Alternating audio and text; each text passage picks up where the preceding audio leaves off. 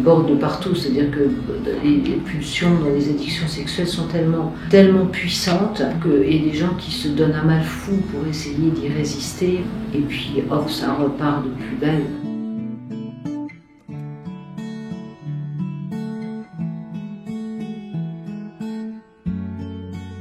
Les témoignages que moi j'ai eus, c'est qu'ils devenaient complètement fous. Moi, ça m'a toujours frappé dans les entretiens que j'ai eus avec les gens. Pour les addictions sexuelles, on peut vraiment dépasser les limites, se mettre en danger, faire des choses où on se reconnaît absolument plus. On est complètement dans un autre monde, dans un autre... On pousse des portes, qu'on va voir des gens que j'ai eu très souvent, ils parlent de situations où ils se mettent extrêmement en danger. C'est impressionnant.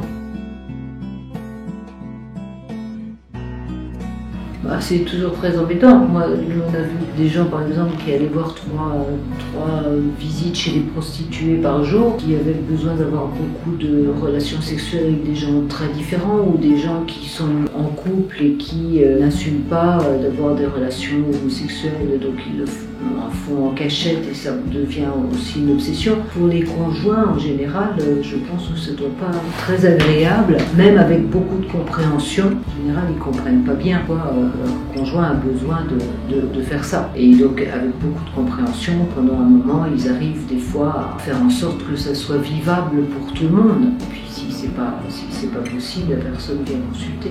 C'est très très embêtant pour la personne qui a eu cette dépendance sexuelle, et puis c'est très embêtant pour les autres à côté. Il y avait un jeune homme qui était venu nous voir et qui vivait tout seul avec sa mère à 25 ans et qui avait développé une dépendance aux films pornographiques et aux prostituées. Et sa mère lui donnait des sous pour aller voir les prostituées et lui donnait beaucoup de sous. Et en fait, elle était au courant et lui donnait chaque jour des sous pour aller voir les prostituées. Je suppose que cette femme-là, que je n'ai jamais rencontrée, peut-être quand son fils a été débarrassé de cette compulsion, je crois que ça l'a pas arrangé parce qu'il est parti de chez elle. Donc il s'est rendu indépendant, il s'est rendu autonome. C'était une relation très spéciale. Ce jeune homme, il était venu beaucoup plus chercher chez nous la possibilité de cette relation très malsaine. Je pense que ça l'arrangeait. Une prostituée n'est pas une rivale. Et donc il avait une petite enveloppe par jour. Ce type-là, il prenait aussi des médicaments. Il avait les films porno, il prenait des calmants, des médicaments, et il allait consulter des prostituées. C'est comme les jeux d'argent, les gens sont au casino ou au pari sportif ou au grattage. Il n'y a pas des gens ils peuvent s'arrêter de gratter des choses, ils n'iront pas jouer au pari sportif ou au casino. C'est très très séparé. Les gens qui veulent voir une prostituée, c'est pas du tout la même chose que d'avoir envie d'une relation sexuelle et de regarder dans la rue, dans le métro, dans leur environnement professionnel, dans leur famille, etc. des gens pour assouvir cette pulsion sexuelle. Il y a des gens qui ont des envies de relations sexuelles et qui n'auront pas voir des prostituées. C'est très très délimité. Tous les gens qui sont venus consulter parce qu'ils avaient une dépendance aux films pornographiques, c'était toujours la première fois qu'ils venaient, c'est la première fois qu'ils en parlaient.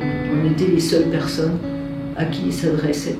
Très très rares sont les gens qui ont une addiction aux films pornographiques ou leur entourage le sait. C'est toujours assez secret. Et des fois, il y a certains hommes qui ont cette addiction et leur femme est un peu au courant et compréhensive et essaye de trouver un équilibre avec ça. Les gens qui viennent nous voir témoignent d'une obsession qui les empêche complètement de vivre ou d'avoir des relations normales à certains moments avec leur entourage. Ça leur prend la tête, ça leur prend du temps, ça leur prend... c'est vraiment une obsession qui peut aller jusqu'à très très loin. Quand ils sont débarrassés de cette obsession, ils peuvent se consacrer à leur conjoint ou à leur métier ou avec beaucoup plus de liberté. C'est ce qui s'est passé sur les gens que nous on a traiter. C'est quand même une libération de temps. Des personnes qui sont venues nous voir, qui ne regardent pas des films pornographiques 24 heures sur 24, mais l'obsession, elle est pratiquement tout le temps là. Quand les gens sont débarrassés, même si c'était secret, même si les gens ne savent pas, je pense qu'ils retrouvent une nouvelle personne.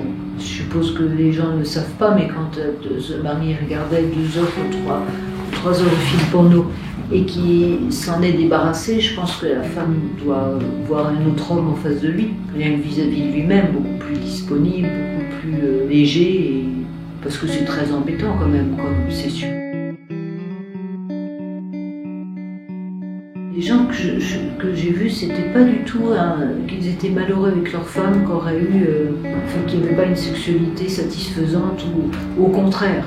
Je pense que c'est peut-être une des raisons pour lesquelles ils veulent s'arrêter de regarder, c'est parce que justement, du coup, ça entache les relations avec leur femme. Ça pourrait être ça, peut-être qu'il y a beaucoup de gens qui regardent des films pornographiques parce qu'ils ne retrouvent pas leur bonheur avec leur conjoint ou leur petit ami, ou si, et ça peut être à côté, mais en général, c'était tous des gens heureux en couple et qui le faisaient en partie pour leur conjoint. Et les raisons pour lesquelles elles sont rentrées, je pense que ça vient d'un plaisir, d'une habitude qui petit à petit a pris le pas sur quelque chose.